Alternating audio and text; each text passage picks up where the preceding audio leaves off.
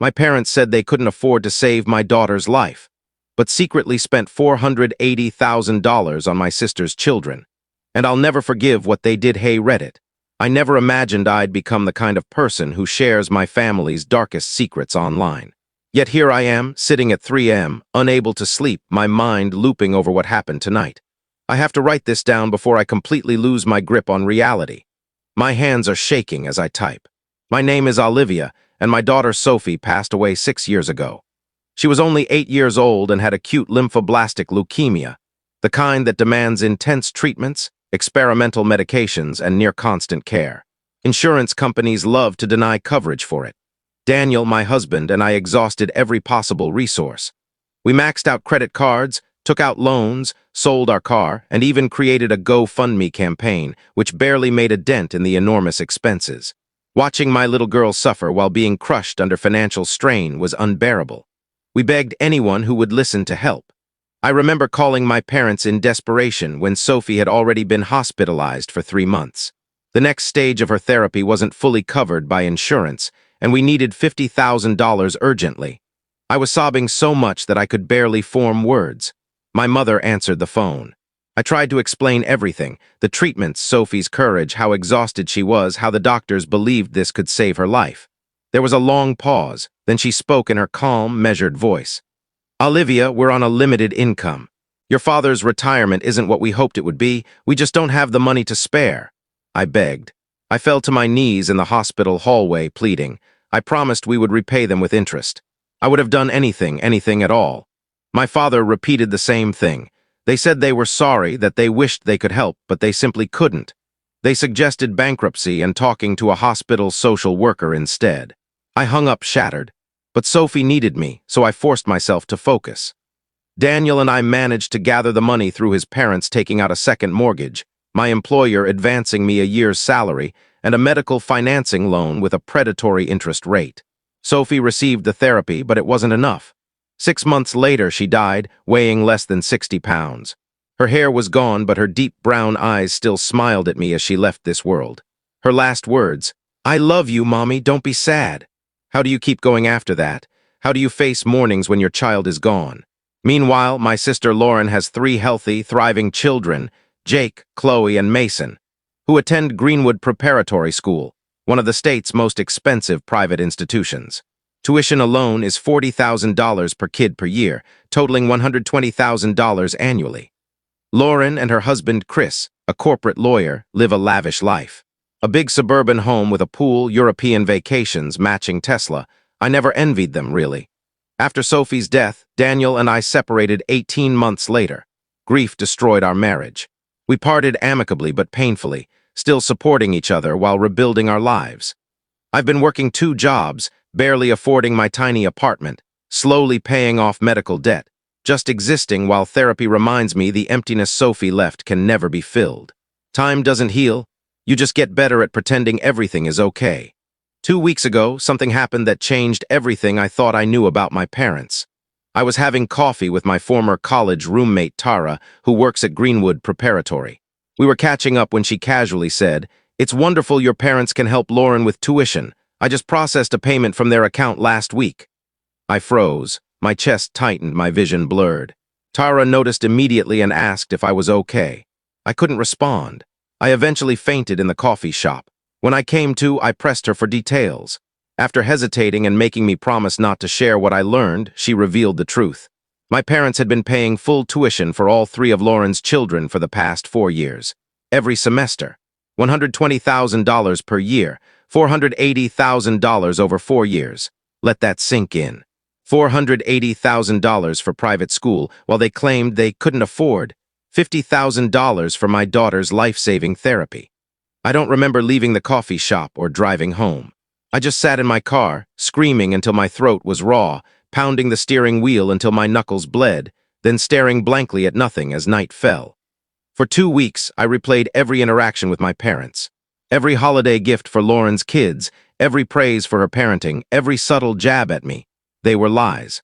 While Sophie suffered, they were writing checks for private school trips and luxuries. I reconstructed a timeline. Their first tuition check went out in August, just 2 months after Sophie's diagnosis. They made a deliberate decision. Invest $120,000 plus annually in Lauren's children while my child needed critical care. Panic attacks hit me while working. I would lock myself in bathrooms, struggle to breathe, and try to use my therapist's techniques, but nothing stopped the rising fury. Memories returned. Family barbecues where Lauren complained about school costs, and my mom comforted her. My dad lecturing Daniel and me about financial responsibility while funding Lauren's luxury lifestyle. Sophie's last birthday. A tiny cake in our flat. Lauren arrived late and left early for Mason's tennis lesson. Sophie got a $60 savings bond. Lauren's children got brand new iPads, $850 each. Sophie wore synthetic wigs that irritated her scalp. Lauren's kids got expensive toys and rewards, trips to Costa Rica and France funded by my parents. I contacted Daniel's parents, who had mortgaged their modest home to help pay for Sophie's treatment. They told me they had asked my parents for help, only to be refused due to renovations and financial strain. Meanwhile, my parents were funding Lauren's home additions, vacations, and luxuries. Even the GoFundMe revealed their hypocrisy. They gave $250 while writing $40,000 checks per child per semester. Strangers donated what they could. Neighbors, coworkers, even kids giving birthday money. And Lauren, not a cent. Yesterday, my mother texted about a Sunday family meal inviting us to join Lauren and her children. I stared at the message, unable to process it. I don't know how to reconcile grief, betrayal, and the staggering hypocrisy of the people who should have loved me unconditionally. Then I said I'd be there. Daniel looked at me like I'd lost my mind when I told him what I was planning. We met for coffee that morning because I needed to talk to someone who understood what this kind of betrayal felt like.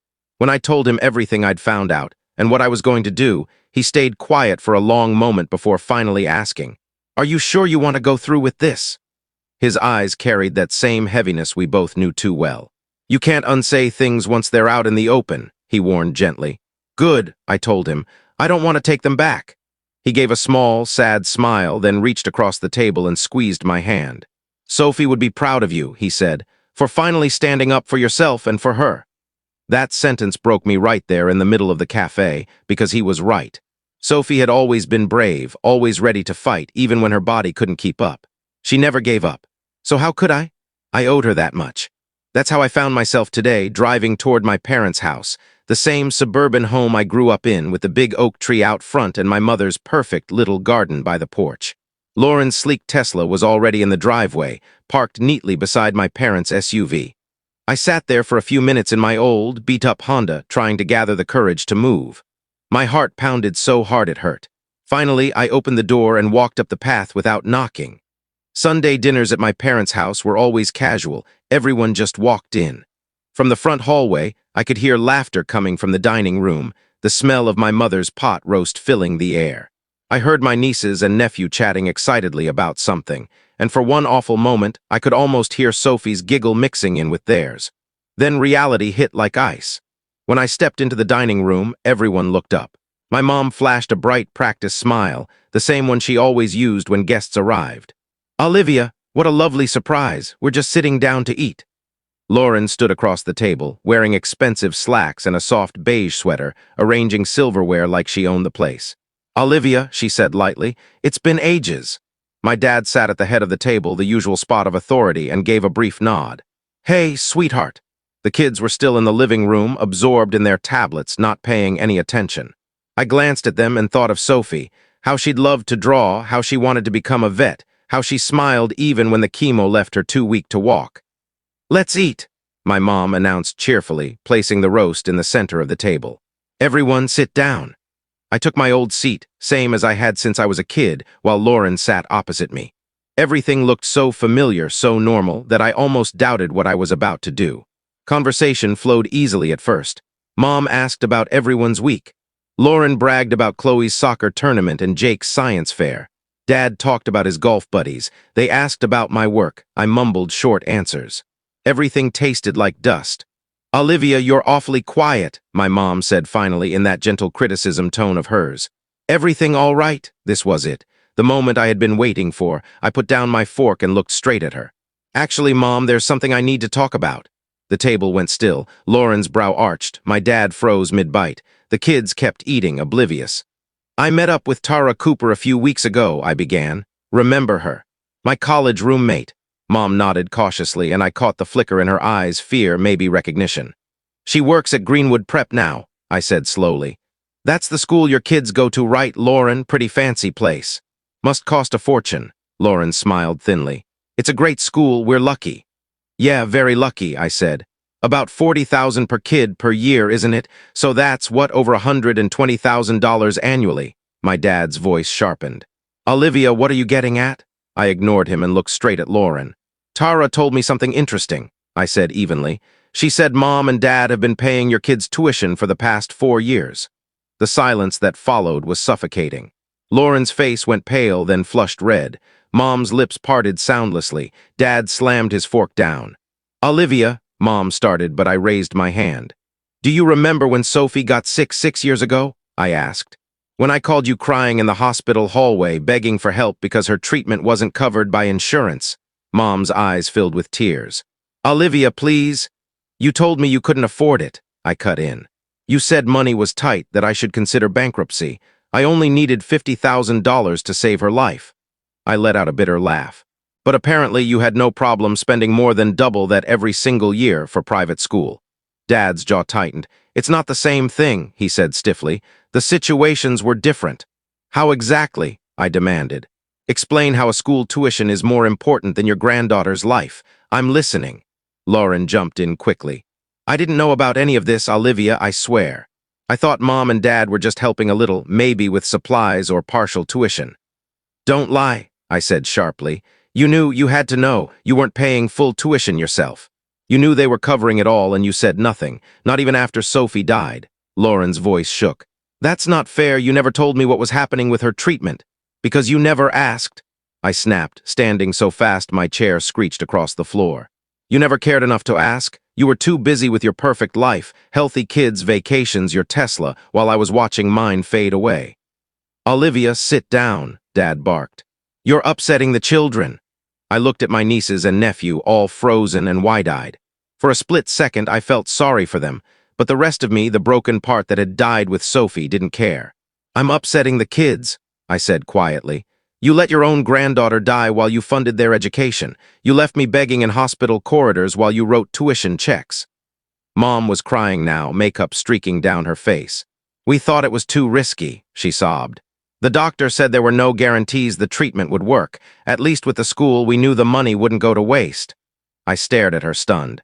So you gambled with my daughter's life because there were no guarantees? Every treatment carries risk, Mom. She was 8 years old. She deserved that chance. Dad stood, his face red. We made the choice we thought was best, he said. Lauren's kids needed stability. They needed education. I stepped closer, trembling. Say it, I demanded. Say that their schooling was worth more than Sophie's life. Lauren broke in, crying. That's not what we're saying. Then tell me what you are saying, I shot back, because it sounds like you all made your priorities perfectly clear. Mom reached toward me, her hands shaking. Olivia, please, we love you.